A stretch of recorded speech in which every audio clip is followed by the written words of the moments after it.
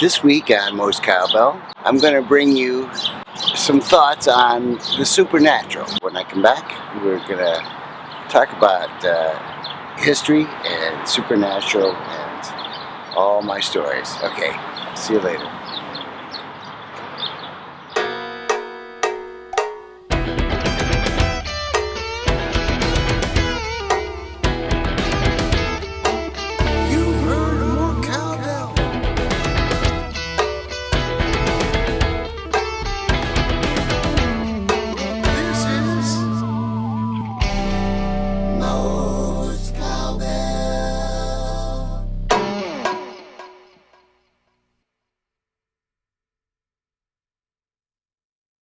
Let's start with music, okay? People wonder where we got the scale, this 12-tone scale. People who are into music, you know that these are important things to know about. As far as I can tell, the guy who pioneered these ideas of a 12-tone scale was a guy named Pythagoras. Nowadays he's known as a Greek mathematician, but back then he called himself a philosopher. And he had a lot of followers. The main thing that attracted people to him was that he explained what happened to you after you died.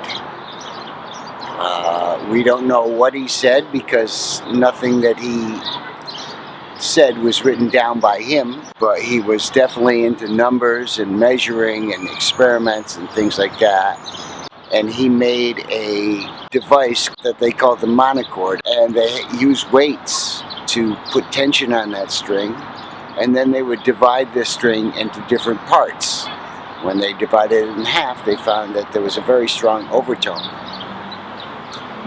And through this he developed the harmonic series, which is something that's not only used in music, but in science, movement of the planets, all kinds of stuff, really heady scientific stuff. It's interesting though that he gathered his followers because he was talking about what happens after death. You know, it led me to think about what do I think is going to happen to me when I die? And I don't know, frankly. I haven't got a freaking clue.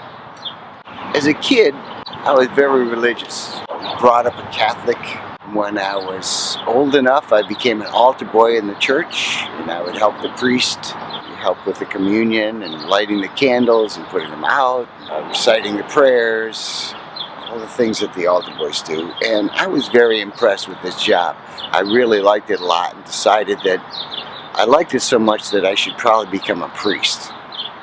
Now this is after I had already wanted to be a drummer in a parade. I was really thinking that I would be a priest until I realized that there was this thing called sex, and the priests weren't supposed to have it, so that just didn't seem fair to me.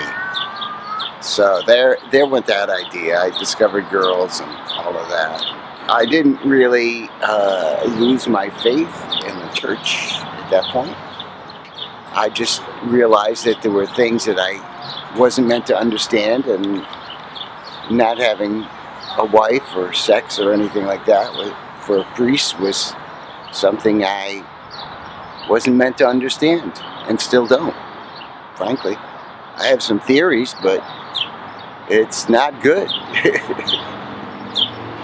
I didn't really lose my faith in the church until Vietnam, and then I lost faith in just about everything. But that's another episode. I'm not going to talk about that right now. But as a child, I loved sci-fi. As a matter of fact, when I was a kid, I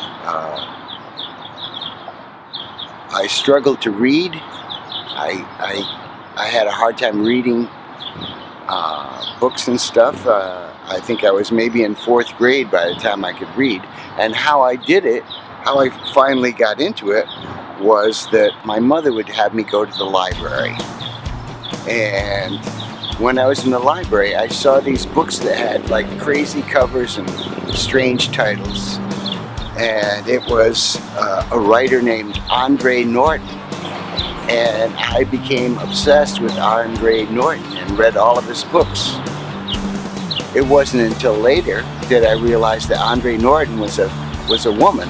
It was hard for women to break into the science fiction writer's game, and so she used a pseudonym. Flash forward to Blue Oyster Cult era, and all of a sudden we start writing songs about strange things that happen,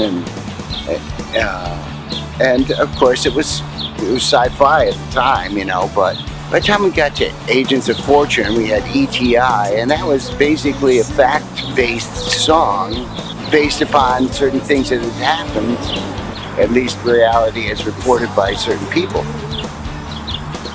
And then something really strange happened. My former girlfriend and best friend for life, Helen Robbins, I guess she was called then, she started hanging out with this guy, Bud Hopkins.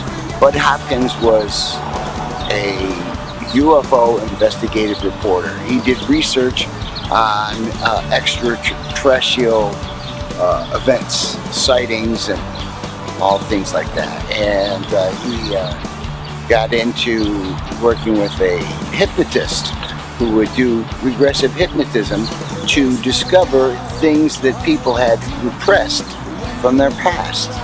And one of the things that Helen discovered that she had repressed was that she had been abducted by aliens, which was a shocking thing for me to find out, because I'd gone out with her for, I don't know, 5-6 years, and we'd never talked about aliens or anything like that. So, I mean, it makes sense if she was that it was a scary or degrading experience. I don't know. She, you know, even when she talked about what had happened to her, she didn't really get into great detail with me about it.